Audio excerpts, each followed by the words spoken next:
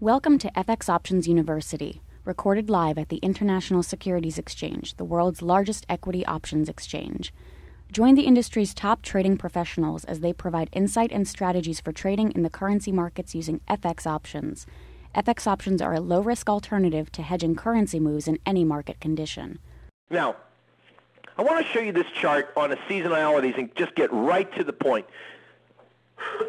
Excuse me. This is a 10-year seasonal pattern on the euro currency. It's something I teach in my classes. It's something that my students have in my trading courses.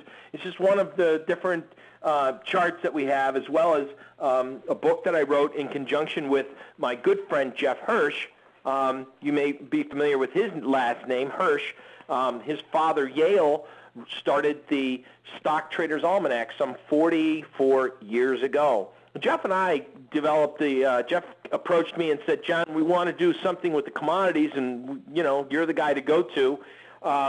What could you add to the Commodity Traders Almanac? And my whole thing on almanacs is it's a great idea because I've been using seasonalities my whole life in trading.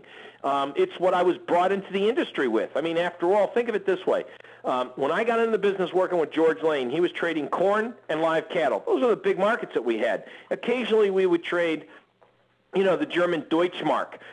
Then bonds were a big market with interest rates movements. And then, of course, in 1982, when they started to develop trading with the S&P 500 futures contract, that started to gain popularity. So in my career, I really was weaned in the markets by trading agricultural products. If you don't think that there's a supply and demand seasonal factor on agricultures, I'll tell you it's something else, because there is. I mean, you plant the corn in the spring, you harvest in the fall, and it happens every year, and that's why they call it harvest lows. That's when we make our annual lows in the marketplace right at or after harvest time. So now that we move forward and we have now so many different products, you just got to be aware that there is a seasonality to the marketplace. If we take a look at the history, and I want you to notice that if you look at this euro currency chart, at the bottom right-hand corner, you'll notice that the last time this chart was created was June of 2008.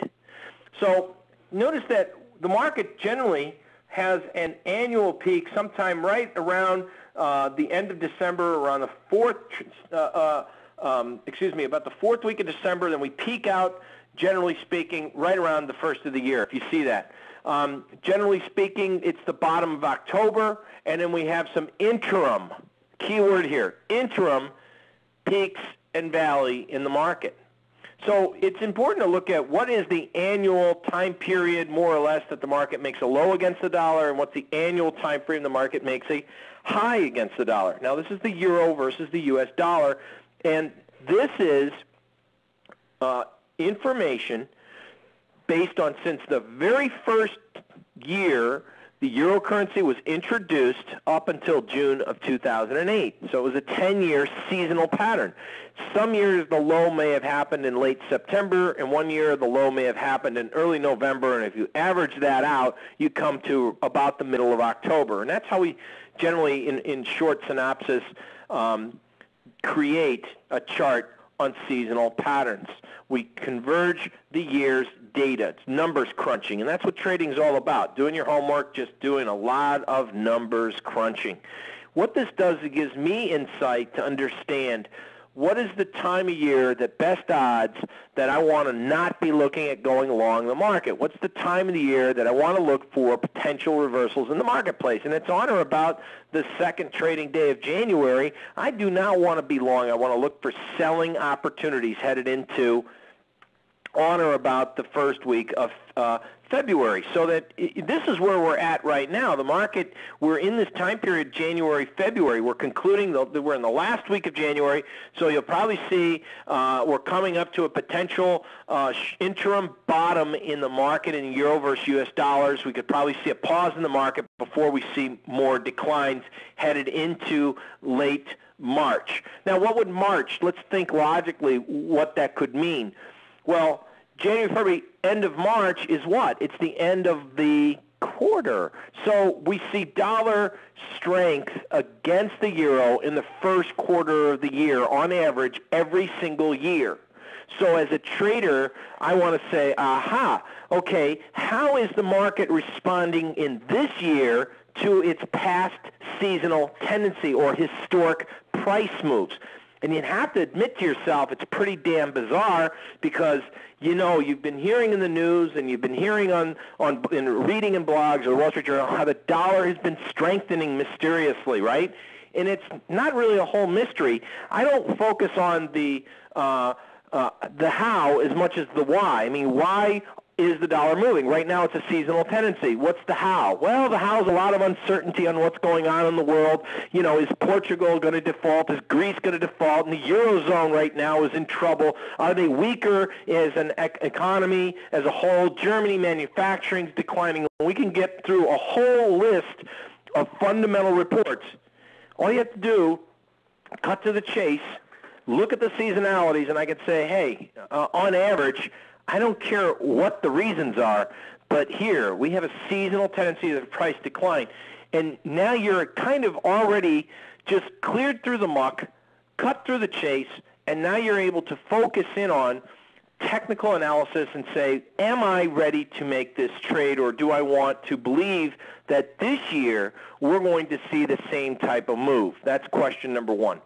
Question number two is you have to ask yourself is, in order to see if the euro is going to go weaker against the U.S. dollar and follow its seasonal tendencies, we need to ask ourselves, where has the market been? So those are two kind of very important questions. And the third question is, what can I expect out of the trade this year? Are we going to see a more magnified move or maybe a muted move this year? I mean, are we coming off a historic high, or are we coming off at kind of like a historic average price? And so maybe we only look for a potential muted move in the euro currency. So that's where I'd like to say, if I can go back here,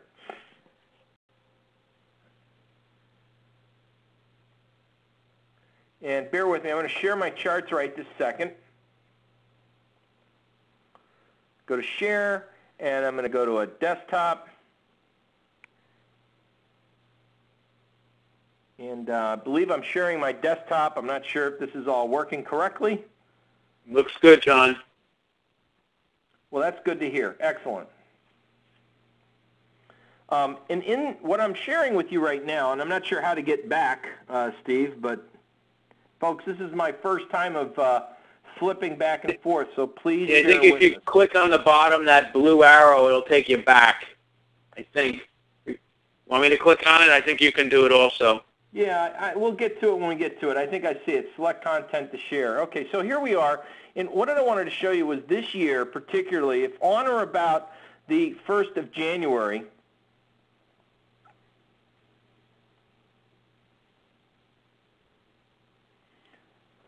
the first, this is the 28th, the first trading day, the second trading day, this is the first week, the second week.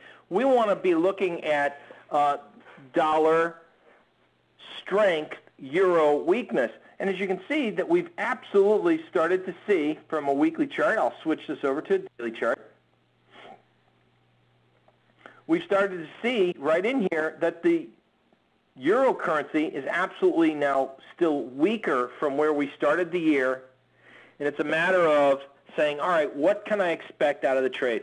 Some of the technical analysis tools, just to describe what you're looking at, this is a trading system. This is, first off, this is the person's pivots. This is a trading account through Thinkorswim. This is actually my account.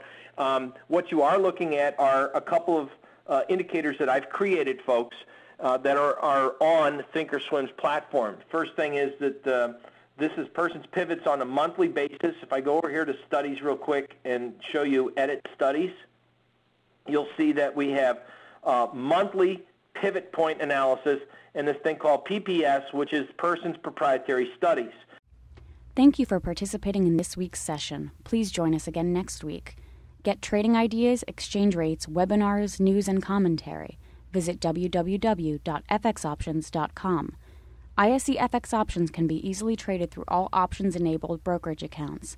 These exchange-listed securities are cash-settled in U.S. dollars and have a European-style exercise.